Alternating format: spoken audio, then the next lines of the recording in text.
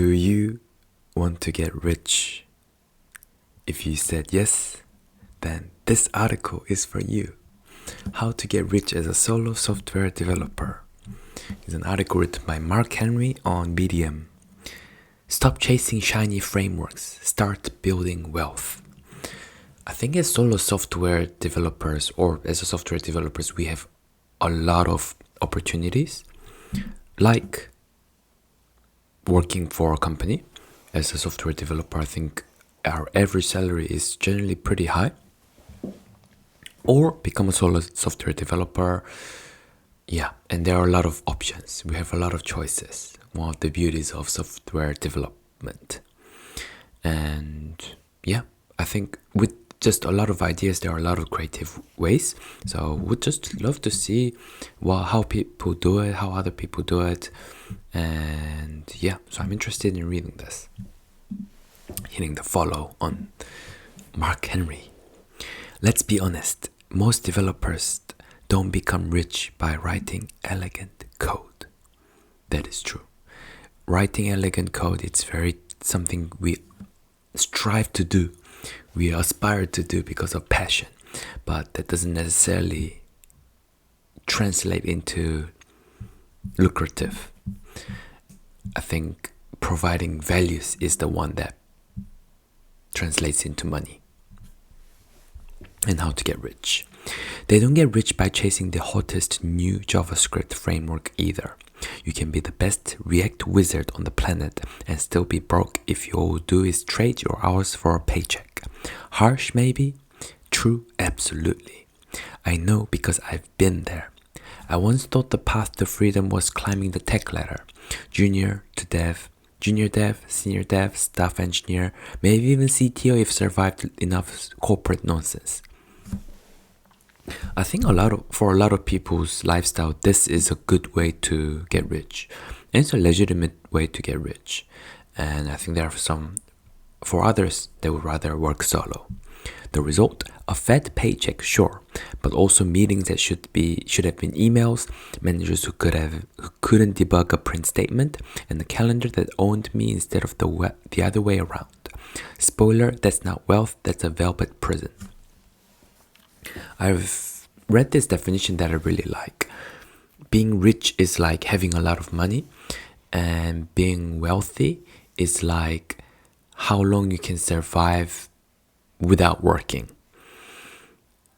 So you can be rich but without being wealthy, but normally when you're wealthy, you're also rich.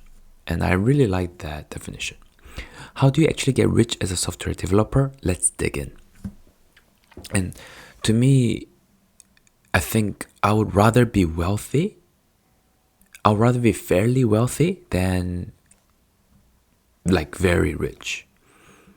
And I think a lot of people would like that too. Step 1. Understand the game you are playing. Coding is a tool. Wealth is the goal. Don't confuse the two. So many developers obsess over how to code instead of what to build. Do you think Jeff Bezos got rich because he wrote clean code? No. He got rich because he built a system that made money while he slept. Big difference. If your income stops the moment you stop typing, you're not playing the wealth game. You're just well-paid digital plumber. I think one of the things is that for a lot of people, coding is the goal, and coding and wealth is the goal. Yeah, and sometimes it's 50-50 split for a lot of people. They just genuinely enjoy coding. They want to be a good coder, and therefore they try to build clean code, try to write clean code. Step 2, build products, not just code. Want to be rich? Build something that scales beyond your keyboard. Freelancing, great for paying bills. Travel for wealth. Your time is the ceiling. There are only so many hours in a day, but products, apps, SaaS tools, plugins scale infinitely. Ship it once, sell it forever. And before you roll your eyes and say, but the market is saturated, guess what? So is YouTube, so is the App Store, so is literally every industry. Saturation just means people are buying. Your job is to stand out, not whine. I think that's true. I think the market it is saturated. That is true. But it's also true that, with that, we can't really do anything because even the job market is saturated. I think it's pinpointing out what you feel passionate about, what you would put in extra work than other domains that you don't want to work for, and yeah, just building products, solving problems. And I think you just end up learning a lot from there, and from there too. So it's always good experience, I find. Step 3, solve boring problems. Here's the dirty secret. Boring problems make the most money. Want to build the next AI social media toy? Cool. Get in line behind 1,000 other developers chasing hype.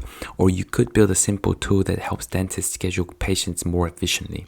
Guess this one pays more consistently. Stop chasing cool. Start chasing profitable. I think being able to recognize this is also a skill. I find that there are people really good at this. They live every day, they recognize a problem, and they come with a solution. It's not the most exciting domain, like finance or like dentist industry and things like that. But I do like this because it connects directly with real people, real work, real problems, and then you solve their everyday problems. And I really like that. But yeah, I feel like I'm still training the eyes to recognize these problems to solve. Step 4, learn to sell. Yes, even you. I can hear the collective groan. But I'm a developer, not a salesperson. Wrong. If you can't sell, you will stay broke, period. You don't have to turn into a sleazy car salesman, but you do need to learn how to write a landing page that convinces someone to click to buy. You need to understand pricing psychology. You need to talk to a customer like a human, not like a JSON file.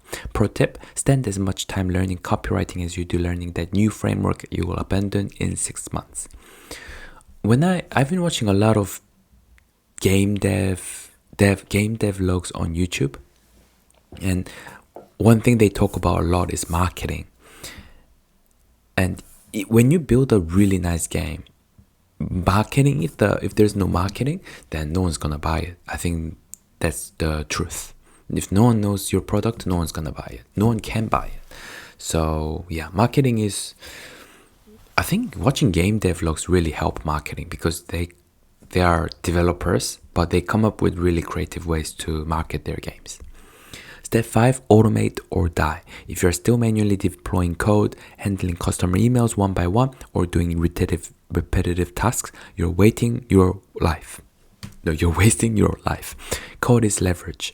Automate everything. Customer support, set up knowledge base. Billing, Stripe exists for a reason. Deployment, CI/CD pipelines are your best friend. The less time you spend on grunt work, the more time you have to build and sell your next product. Step 6, think long term. Wealth doesn't come from quick wins. It comes from compounding. A mediocre product that grows steadily for 5 years will beat your shiny new project that dies in 6 months. Be patient. Keep iterating. Don't quit just because Hacker News didn't give you 1,000 upvotes on launch day. Really, most developers won't do this. Why? Because it's hard. It requires learning everything you were taught about being an employee. It means shipping imperfect products, talking to customers, handling rejection, and facing uncertainty. Most people would rather complain on Reddit about their salary than take that leap. But if you can push through, if you can embrace the discomfort, you'll find yourself in a position where your code prints money instead of paychecks. Finally, getting rich as a software developer isn't about writing the cleanest code or mastering every language. It's about leverage, products, automation, sales, and patience. You can keep being a digital plumber, or you can build systems that pay you while you sleep, or your choice. Now I've said my piece. Agree, disagree, think I'm an idiot? Smash that clap button, leave a comment, or start an argument. Just don't sit there nodding politely. That's boring, and boring won't make you rich. I wonder what this person does. So it's written by Mark Henry, software engineer, tech enthusiast. Wonder if this person is a solo software developer or... Yeah, because it would be funny if he was a regular employee writing all this. But yeah, I think this is a good article and it's a good reminder. And the messages, I agree with the messages. Well, let me know. What about you?